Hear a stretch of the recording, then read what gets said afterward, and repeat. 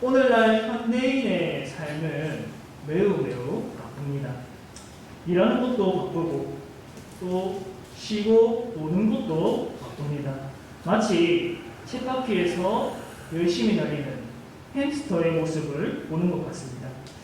누군가는 성공하기 위해서 달립니다. 또 다른 누군가는 자기 자신의 만족을 위해서 달립니다. 저마다 얻고자 하는 것을 위해서 열심히 달리고 있습니다. 그런데 사람들이 간과하는 것이 있습니다. 많은 사람이 얻고자 하는 것은 사실 바람이 불면 쉬 사라지는 안개와 같습니다. 돈이 많으면 행복하겠지. 성공하면 행복하겠지. 많은 것을 가지고 누리고 있으면 행복하겠지. 사람들은 세상이 제시하는 가치를 얻음으로써 안식을 누리려고 합니다. 그 안식을 얻기 위해서 저마다 목표를 향해 끊임없이 오늘도 열심히 달리고 있습니다.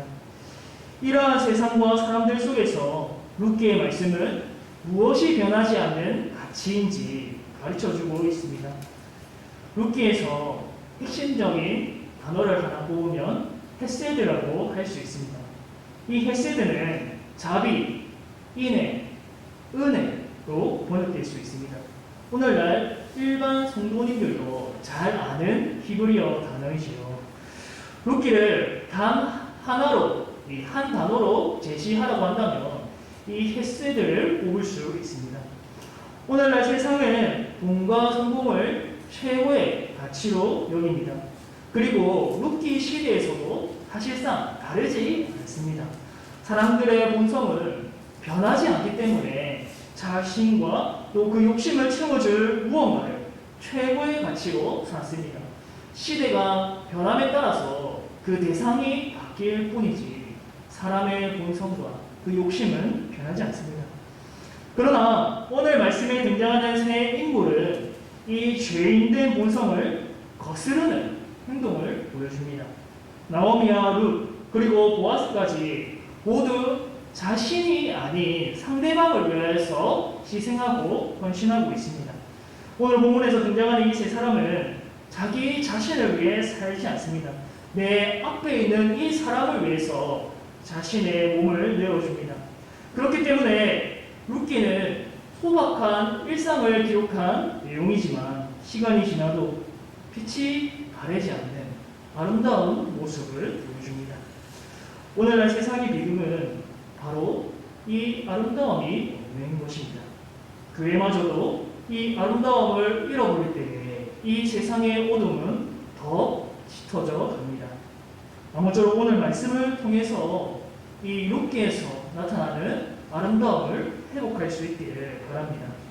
먼저 첫째로 나오미는 룻의 안식을 위해서 헤세드를 행했습니다. 오늘 말씀에 등장하는 나오미는 더 이상 이전의 나오미가 아닙니다. 이전에는 어떠한 모습이었습니까? 자신의 삶을 비관했습니다. 남편과 두 아들을 잃고 상심한 과부에 불과했습니다. 자신도 이러한 처지를 충분히 인지하고 있었기 때문에 두 며느리를 향해서 내게서 떠나가라, 고향으로 돌아가라 라고 했습니다. 며느리들을 보낼 때 그는 자신에게 소망이 없기 때문에 가라고 했습니다. 자신과 함께 한다면, 시어머니를 모신다면 그들 자신도 이 가부가 되기 때문에, 가부로 평생 살아야 하기 때문에 각기 제 길로 돌아가라 라고 했습니다. 이렇게 나오미는 자신의 삶을 어둡고 절망적으로 바라보았습니다. 그런데 오늘 말씀에서 등장하는 나오미는 더 이상 부정적인 모습의 나오미가 아닙니다. 그는 한 사람으로 인하여서 한 줄기 빛을 보았습니다. 그 사람이 누구냐? 보아스입니다. 보아스는 룻을 배려하여 이삭을 마음껏 죽게 해 주었습니다. 이로 인해서 나오미의 가정은 당장 일용할 양식을 해결하게 되었죠. 하지만 여러분, 언제까지고 추수가 이어지는 것은 아니었습니다. 추수는 끝날 시기가 오게 되어 있습니다. 그렇게 된다면 이삭도 줄 수 없게 됩니다. 나오미는 정신이 번쩍 들었습니다. 그리고 정말 중요한 것은 이 양식이 아님을 깨달았습니다. 바로 보아스라는 사람 자체가 귀중한 사람이라는 것을 깨닫게 되었습니다. 당장 필요한 양식이 우리에게 필요한 것이 아니라 보아스라는 사람이 더 귀하다는 것을, 우리에게 더 필요하다는 것을 깨달았습니다. 왜냐하면 그는 엘리멜렉의 친족이기 때문입니다. 그렇기 때문에 당시 제도로서 작동했던 기업 무를자가 됩니다. 여러분들은 기업 무를자가 익숙하지 않은 말이지만 그 당시 이스라엘 사회 속에서 존재했던 제도입니다. 이들에게는 아주 익숙한 제도입니다. 하나님께서 레위기 25장에서 말씀하여 주신 내용입니다. 어려움에 처한 친족이 있으면 거기서 건져주는 의무가 있는 가까운 친족을 기업 무를자라고 합니다. 이 구체적으로 말하면 친족이 노예로 팔렸을 경우 기업 무를자가 그 값을 대신 지불하여서 자유롭게 해줄 수 있습니다. 또 친족이 머무르던 땅이 팔렸을 경우 기업 무를자가 값을 지불하여서 그 땅을 다시 되찾아줄 수 있습니다. 또 친족이 누군가에게 살해당했을 경우 기업 무를자가 끝까지 찾아가서 피해 복수를 할 수 있었습니다. 이렇게 친족을 어려움에서 건져주는 자를 기업 무를자라고 하는데 히브리어로 고엘이라고 부릅니다. 고엘이라는 단어는 이 가알이라는 단어에서 나오는데요. 이 가알은 구속이라는 뜻입니다. 구속, 값을 지불하고 건져내다라는 뜻이 있습니다. 고엘은 이 가알, 이 구속에서 나온 단어입니다. 즉 고엘이라는 말을 쉽게 번역하면 어떻게 되느냐? 구속자, 건져내고 구원하는 자입니다. 친족을 구속해주는 의무가 있는 사람. 나오미는 보아스를 보면서 여기에서 소망을 발견했습니다. 잠깐의 보리와 밀이 아니라 그가 주는 보리와 밀이 우리에게 소망을 주는 것이 아니라 보아스 자체가 소망을 주는 존재임을 깨닫게 된 것입니다. 그래서 1절에 나오미가 룻에게 말하고 있습니다. 우리 오늘 말씀 1절과 2절 함께 읽어봅시다. 시작. 룻의 시어머니 나오미가 그에게 이르되 내 딸아 내가 너를 위하여 안식할 곳을 구하여 너를 복되게 하여야 하지 않겠느냐. 내가 함께하던 하녀들을 둔 보아스는 우리의 친족이 아니야. 보라 그가 오늘 밤에 타작마당에서 보리를 까불리라. 아멘. 나오미는 룻을 여기서도 내 딸아 라고 부릅니다. 그는 딸 같은 며느리가 잘 살기를 바랬습니다.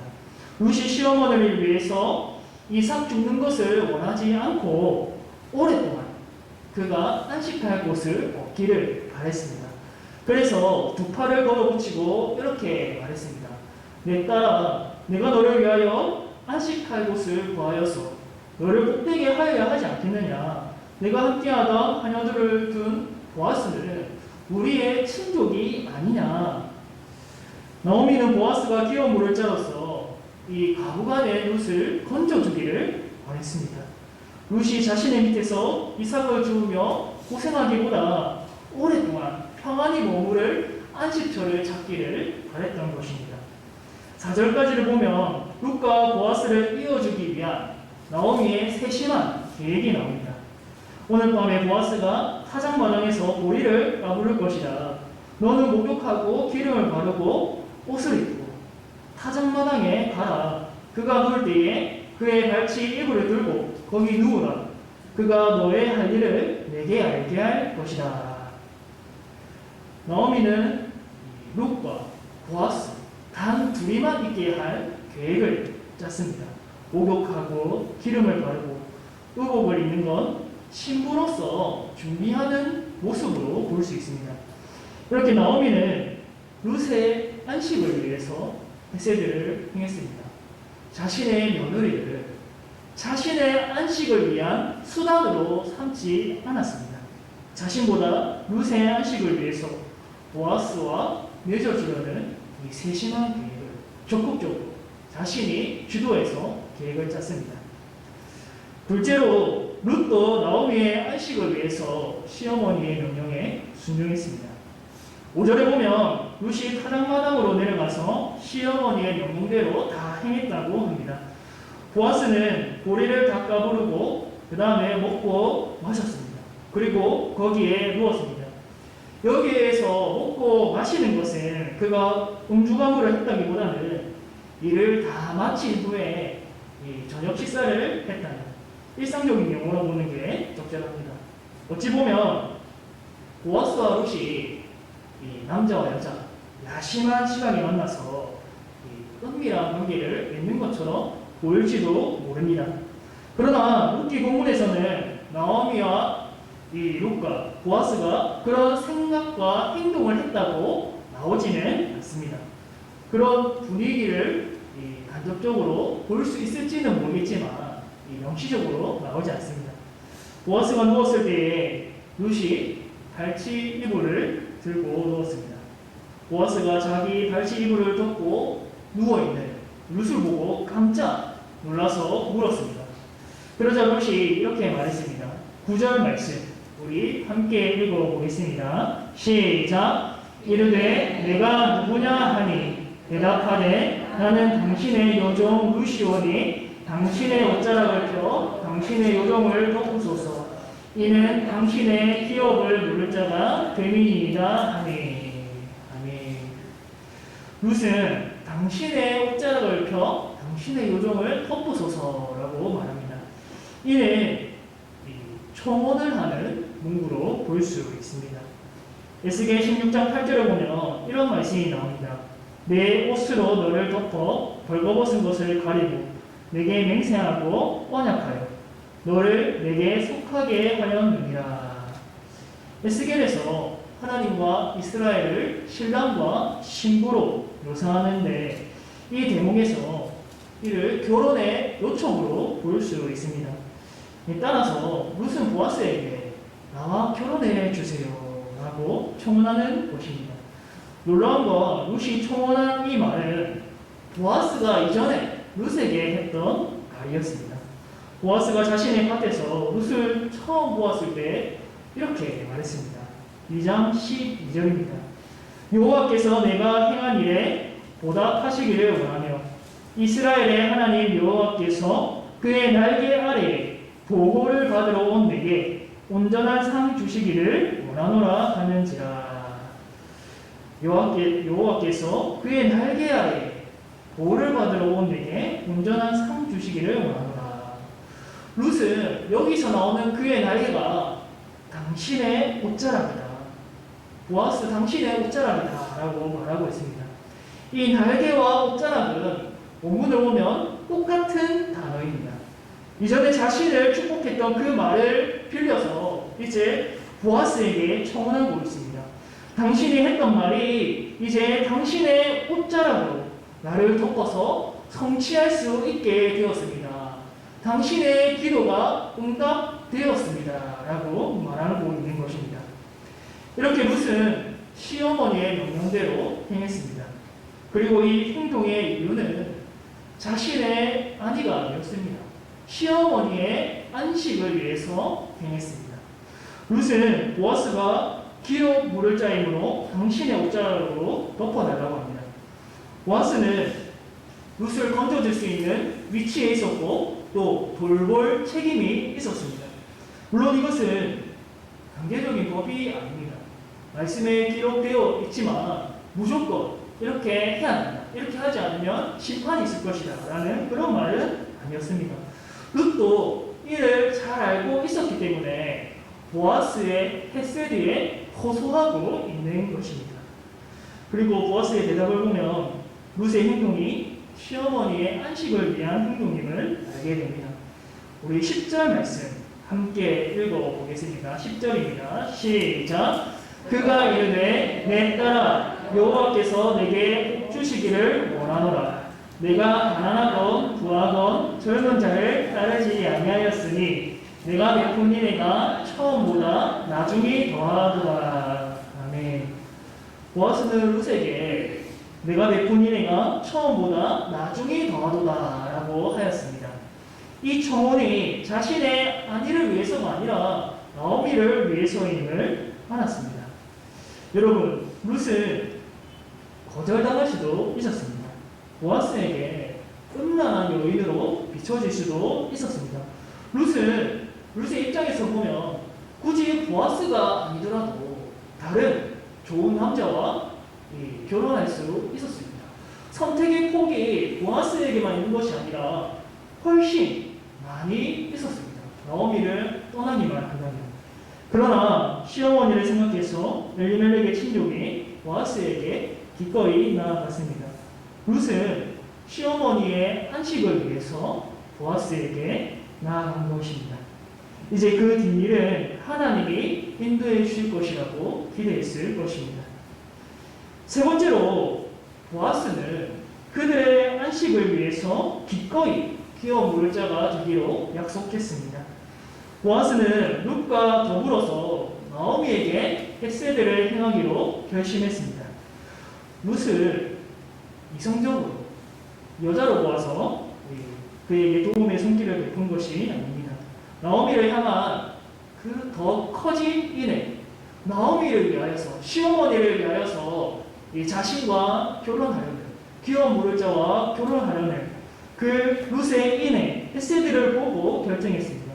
즉 보아스는 룻과 나오미를 향하여서 그 자비를 베푼 것입니다. 11절에서 13절까지 보아스가 했던 말을 우리 함께 읽어보겠습니다. 11절부터 13절까지 시작. 그리고 이제 내 딸아 두려워하지 말라. 내가 내 말대로 내게 다 행하리라. 내가 현숙한 여자인 줄을 나의 성읍 백성이 다 아느니라. 참으로 나는 기업을 물을 자이나 기업 물을 자로서 나보다 더 가까운 사람이 있으니 이 밤에 여기서 머무르라. 아침에 그가 기업 물을 자의 책임을 내게 이해하려 하면 좋으니 그가 그 기업 물을 자의 책임을 행할 것이니라. 만일 그가 기업 물을 자의 책임을 내게 이해하기를 기뻐하지 아니하면 여호와께서 살아계심을 두고 맹세하노니 내가 기어 물을 자의 책임을 내게 이행하리라. 아침까지 누워 있을지니라 하는지라. 아멘. 보아스도 룻을 내 딸아라고 부르며 두려워하지 말라고 합니다. 룻을 안심시키면서 자신이 내가 한 말대로, 룻이 한 말대로 다 행하겠다라고 합니다. 보아스는 룻을 음란한 여인으로 보지 않았습니다. 오히려 그가 현숙한 여인인 것을 알고 있었습니다. 룻이 음란한 마음을 가지고 자신에게 오지 않았던 것입니다. 아마 나오미도 보아스의 이러한 성품과 인격을 잘 알고 있었기 때문에 이런 계획을 짰을 것입니다. 보아스의 말을 다시 보면 자신보다 엘리멜렉과 더 가까운 기어 물을 자가 있다고 말합니다. 이 룻은 보아스를 기어 물을 자로 보고 나아갔는데 보아스는 나보다 더 가까운 기어 물을 자가 있다. 나보다 더 엘리멜렉과 가까운 친족이 있다라고 말합니다. 앞서 말했다시피 기어 물을 자가 의무와 책임은 있지만 강제할 수 있는 법은 아니라고 했습니다. 따라서 만약 자신보다 가까운 이 기어 물을 자가 내가 그 의무를 행하지 않겠다, 나는 포기하겠다라고 말한다면 자신이 그 책임을 다하겠다고 약속합니다. 나에게 순서가 돌아온다면 내가 반드시 그 의무를 다 이행하겠다고 약속하는 것입니다. 그러고는 룻에게 아침까지 누워있으라고 합니다. 보아스는 이 저녁 시간, 또 자신이 자는 시간에 찾아온 이 룻을 보면서 성적 대상으로 삼지 않았습니다. 시어머니를 사랑하는 현숙한 여인으로, 또 며느리로 보았고 자신이 돌봐줘야 할 과부로 보았습니다. 성도 여러분, 신약시대를 사는 그리스도인들은 이 보아스를 통해서 예수 그리스도를 볼 수 있습니다. 기어 물을 자를 쉬운 말로 한다면 뭐라고 했습니까? 구속자라고 했지요. 그리스도께서는 우리의 구속자로서 친히 사람이 되셔서 이 땅에 오셨습니다.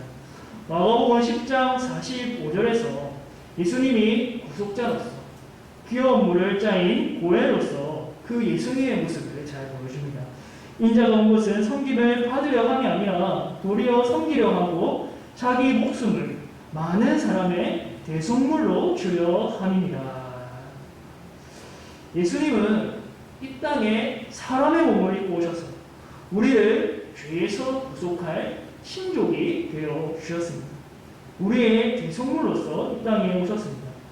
보아스는 무조건 룻의 요구를 들어줄 강제할 수 있는 그런 의무가 없었습니다. 나오미와 룻도 이를 모르지 않았습니다. 그럼에도 거침없이 담대하게 보아스에게 나아간 이유는 그가 장기적으로 자신들의 안식처가 되어줄 수 있기 때문입니다.